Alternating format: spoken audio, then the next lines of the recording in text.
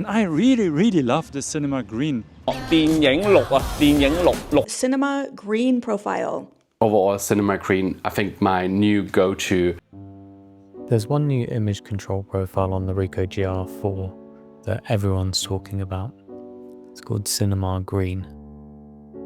I've been experimenting with it since getting the camera, and from the first time I took it out along the South Bank, I felt it was really perfectly suited to London's rainy, overcast days, so I thought I'd go out during blue hour on a proper photo walk to break down what it does, when it works best, and when you should probably avoid it. A bit later I'll show you how the colours are calibrated and how I pair Cinema Green with my own editing style. So this look is made for architectural photography. It's kind of a gift for any photographer in London because it's perfect for flat light. It's quite a desaturated profile, you'll notice here. You're not going to get really punchy and vibrant colours.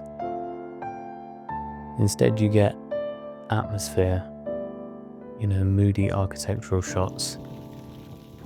It's perfect for these sort of empty streets and shadows. You can see in the leaves there's not much colour coming through. I think if you want a really painterly version of a flower portrait. I did notice when it comes to autumn leaves, you really probably want something more like cinema yellow, which is going to preserve some of that beautiful colour. Let me know if you want a video on that. I found it worked particularly well when it was paired with the auto white balance with the white preference, because that preserves the cool tones and shifts us towards greens and blues, away from the magenta and yellow, which is exactly the kind of colours you might get in a kind of moody art house film.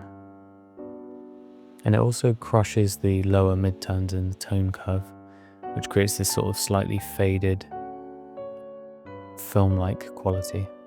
I really didn't like it indoors. I felt it was really unflattering on skin tones, and that green-blue shift makes people look kind of sickly, so it's not a portrait profile.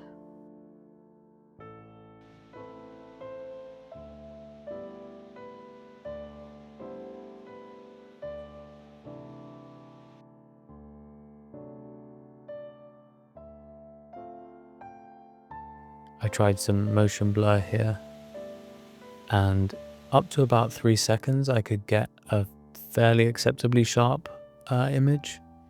I think at 5 seconds it had to go on a wall. What I love as we reach blue hour, you kind of start to get this almost teal and orange look coming through.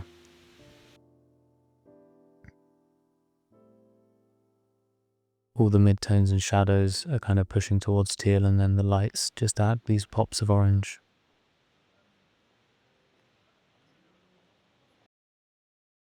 I was using, on the long exposures, the ND filter that was built in to try and capture some motion blur.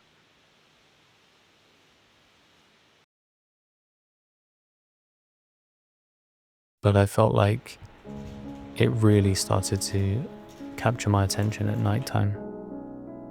It almost felt like a kind of digital counterpart to tungsten films like CineStill 800T.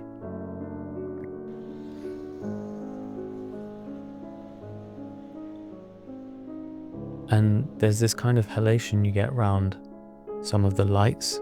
I mean, this isn't an HDF model, but I found it really interesting that there's a slight bloom from the light sources. It's kind of just built into the camera.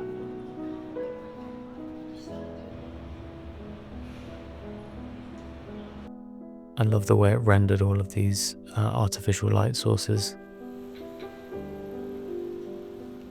I think it's almost better for nighttime shooting than it is for the daytime, to be honest.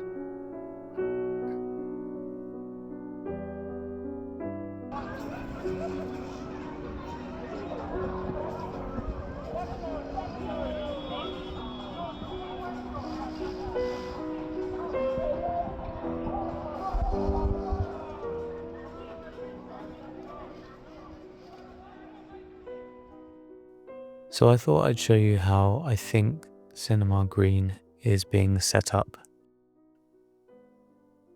how the colors are calibrated. I've switched to Adobe Standard and we're just going to raise each of them by one stop. So we go down to the color calibration tool. I'm pretty sure we're shifting towards green. I'm going to desaturate everything just to show you that when we get the original image, it is similar. It's not exactly the same. You can see in the toad hat there. You can see in some of the wall. This isn't like for like. There's a bit more green interpreted as a very base. So it's not going to map 100% on regardless of what I do. I'm going to start adding color back in now. I'll just add the regular color. So I'm keeping everything at 0 in the reference image with Cinema Green. Everything is a bit desaturated, I think. We're at about -30 on reds, about -40 or something like that on greens. But obviously everything's shifted towards green. And the way the white balance goes, you've also got a very cool white balance. About -30 on the blue. And then the major shift is that the greens are very blue. So we're shifting it by about 70. There's a slight purple shift, I think, going on in the blue. So this is just changing, but you can see it's not perfect on the wall. We're just changing how the software interprets the actual pixel data itself. So all of the green pixels are going to be interpreted as mostly blue pixels. You can see the frog's pretty similar now. And the reds are pretty similar. I don't think the hue has really shifted on the reds. But how a red looks also contains data from the green and blue channels. So it's not a case of just changing one. What I found this has kind of meant in terms of actual editing, I'll show you a few edits from this series, just so you can see how it comes out. It's so desaturated that I tend to find myself, if I'm using this Cinema Green profile, the mids tend to be pretty low. In this case, I think they're working well. I almost always add some vibrance, and you can push it quite far because it's really desaturated, this profile. Add a little bit of blanket saturation. I'm going to pull the blacks down because it's a really flat image. And actually raising the highlights, we've got all the cloud detail we want in that window. I'm going to lift the white point as well because it's a really dark image. I want it a bit brighter. This is one of my favorite ones I took on the South Bank. It's a mirrored shot, so I just need to line it up properly. I love the way the reflections came out.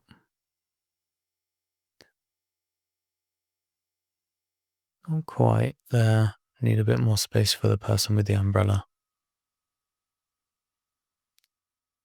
So I'm going to raise the global exposure. I have to raise the shadows because half the interesting stuff is there, and pull down the highlights to maintain the detail in the shard there. I'm going to go further than I normally would with the shadows. I'm adding tons of vibrance. I don't normally put in 35, but I think we need it here. And I'm adding 10 saturation. The tree's going to get distracting, so I'm actually pulling saturation out of the tree.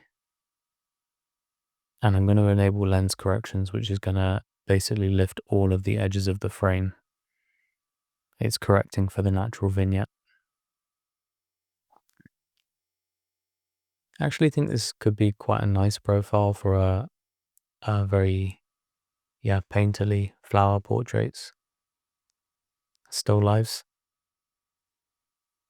Just center this and cut out some of the meaningless black background. It's taken some of the sharpness away. I think that was part of my my profile. I'm going to add vignette for maybe the first time ever. I want a really centered image. I think this one's really cool. I really like the way the building kind of splits perfectly down the center of the frame. So I just want to square that up. I don't really want to use the geometry because I do want to give a sense of the scale of it all. But I actually think that, this is kind of the perfect type of image for cinema green, so I don't really want to mess with it too much. I'm adding 14 vibrance, and that's it really.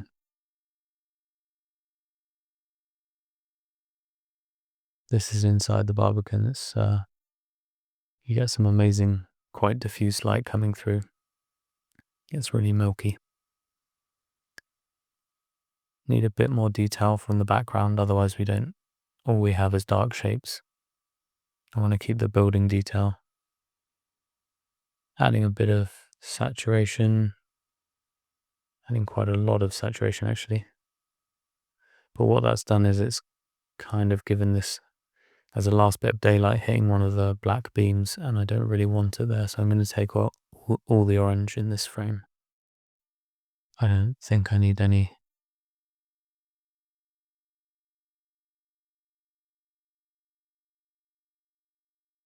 I really like the scale of this one. Got the lone person standing there.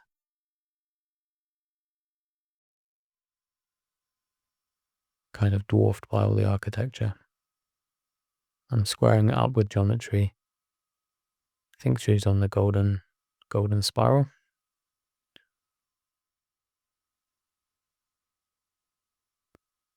All the shadows are super dark, so I'm actually just going to do this in the tone curve a little bit, so it's pretty clear what the subject is.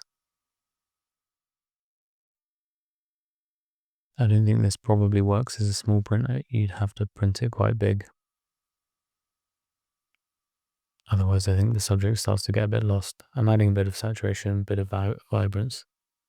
What I'll probably do with my image control in camera is to change the saturation, because I'm doing it to pretty much every single image. I really like the color cast, but I think for my taste, it's too desaturated. Just going to remove some of this distracting scaffolding. I also think the left is somehow kind of distracting as well. There's some messiness I want to cut out. Let no one say that you can't crop a 24 megapixel image. There's tons of detail.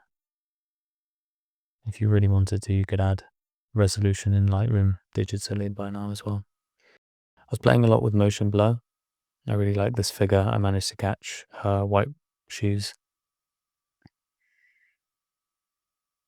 You could mask her out to make her brighter, but I'm gonna leave it quite natural this time. What I do want to do is level it, but without giving a sense. I don't want to get rid of the sense of the imposing building. So I don't want it completely squared off. I just want it level. That's better.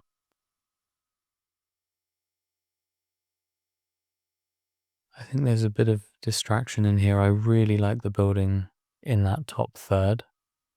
I think the architectural detail is beautiful. I love the details on the gate. These middle bits here aren't really adding anything for me, and if anything, they're just distracting from the subject. So I'm going to kind of just use a radial gradient to darken them out.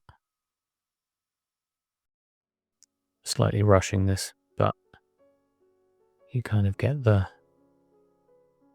idea. I really like the way this falls to black, and I think Cinema Green's doing a really good job of maintaining the kind of moody atmosphere that I felt at the time.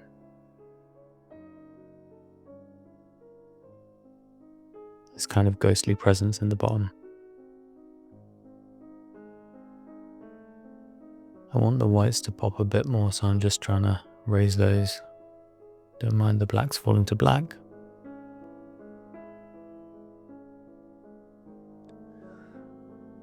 Oh, I love this gentleman. How many times do you see a bowler hat in this day and age? I really want him to be the clear subject. There was a lot going on here. I think I'll maybe put him on, see if I can get the building about halfway across and then put him on a third as well. You can't quite see it. I think if you raise the brightness behind him, then his silhouette becomes clearer.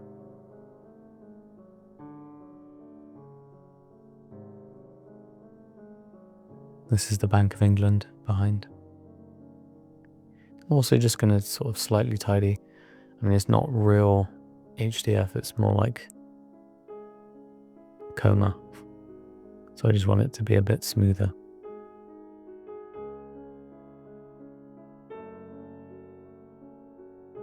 And here's a final image. I really like this one, I think. Maybe working on the color a little bit. I've got to square up the reflection so it's dead center.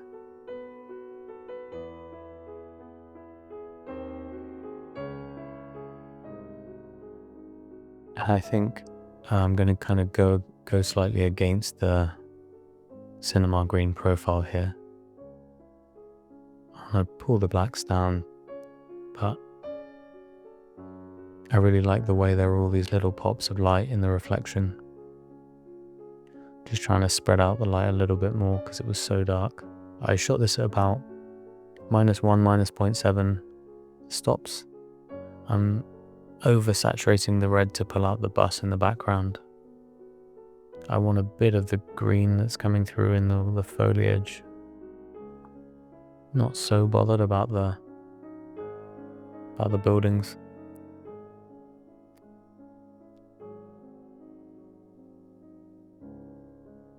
And some of the blue that's in that bus light, so we're kind of slightly split toning.